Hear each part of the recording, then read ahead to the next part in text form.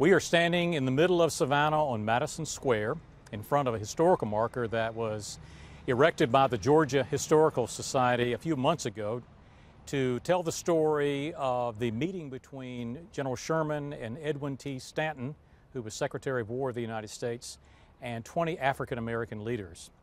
The background on this was actually pretty tragic. What happened was that up in Effingham County, just north of here, it's a creek called Ebenezer Creek, and when the United States Army was marching on Savannah during Sherman's march, the commander of this particular corps that was crossing Ebenezer Creek decided that he wanted to rid himself of these fugitive slaves that were following behind the Army.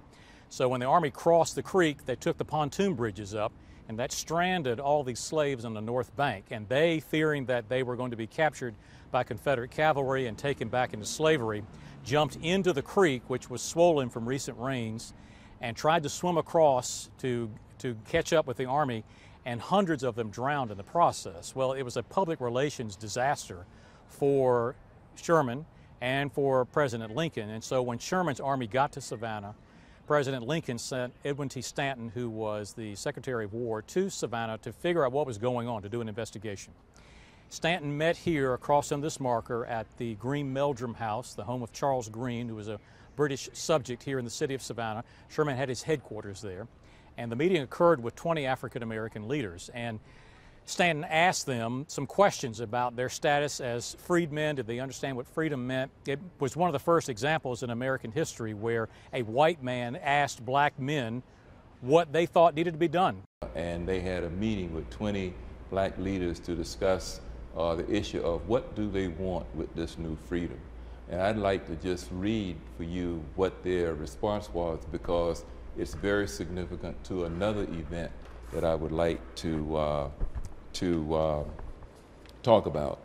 Sherman and Stanton then raised two critical questions. Quote, state in what manner you think you can best take care of yourselves, and how can you best assist the government in maintaining your freedom. One of the leaders, his name was Garrison Frazier. He was a minister, and he was the spokesman for the group, and so this is his reply.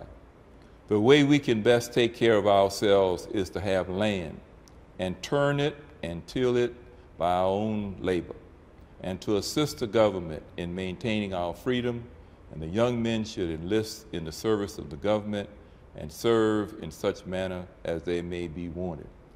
End of quote.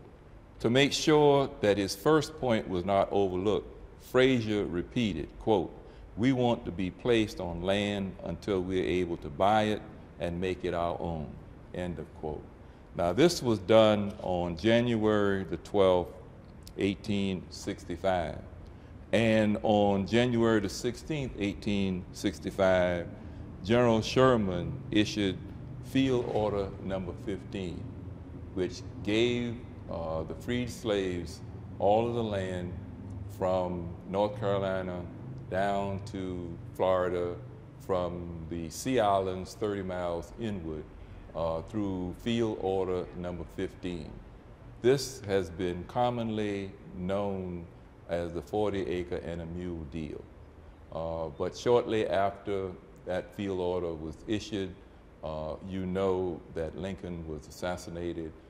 President Johnson was a Southern sympathizer, so it didn't take long for that field order to be voided. And that put a stumbling block in the way for African American slaves who had been freed to have an economic foundation in what was then an agrarian society.